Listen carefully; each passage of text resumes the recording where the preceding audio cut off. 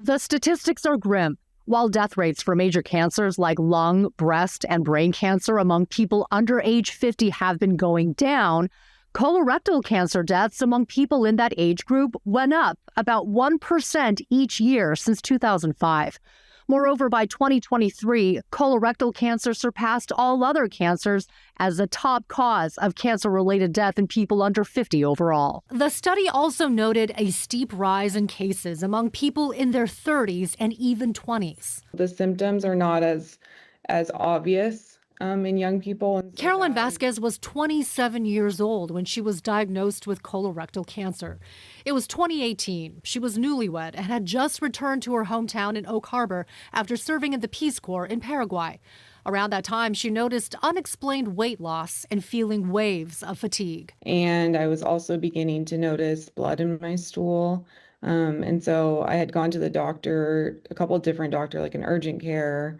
And then finally I got in with my primary care to discuss it. Her doctor ordered an urgent colonoscopy. The diagnosis was immediate and devastating. Cancer in her rectum, initially discovered as late stage 3. It was upgraded to stage 4 when doctors found the cancer metastasized to her liver. The prognosis was not good. I think I had a less than 20% chance of surviving this, but my team at Fred Hutch was so great. Vasquez eventually met with her oncologist, Dr. Stacy Cohen. I would say it's alarming that we're seeing a consistent trend across the years, that we have not seen that abate at all, suggesting that there is some risk factor that we have not identified. Dr. Cohen is a professor of hematology and oncology at Fred Hutchinson Cancer Center, specializing in colorectal cancer.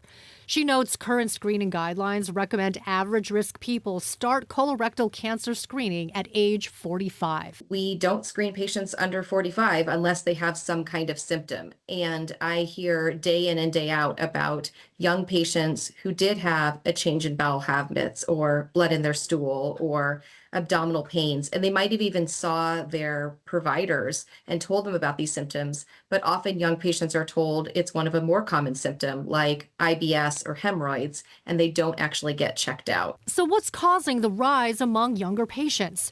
Researchers don't have a definitive answer yet, but Dr. Cohen says it could be related to diet, environmental toxins like microplastics, or changes to gut bacteria from antibiotic use. More research is needed. For Vasquez, her own diagnosis remains a mystery, but she has prevailed after 5 surgeries and multiple rounds of chemotherapy. My anatomy is just kind of different now. And so I do deal with those side effects every day. But overall, I do feel good on a daily basis. Now 34 years old, Vasquez has had clean scans for 5 years and is now studying at UW to become a physician assistant, striving to advocate for patients like how her doctors have advocated for her. She urges anyone with questionable symptoms to get it checked right away. Be open with your healthcare providers about symptoms that you're having. Be honest about them. Don't be embarrassed by anything. For HealthLink, I'm Christine Pei.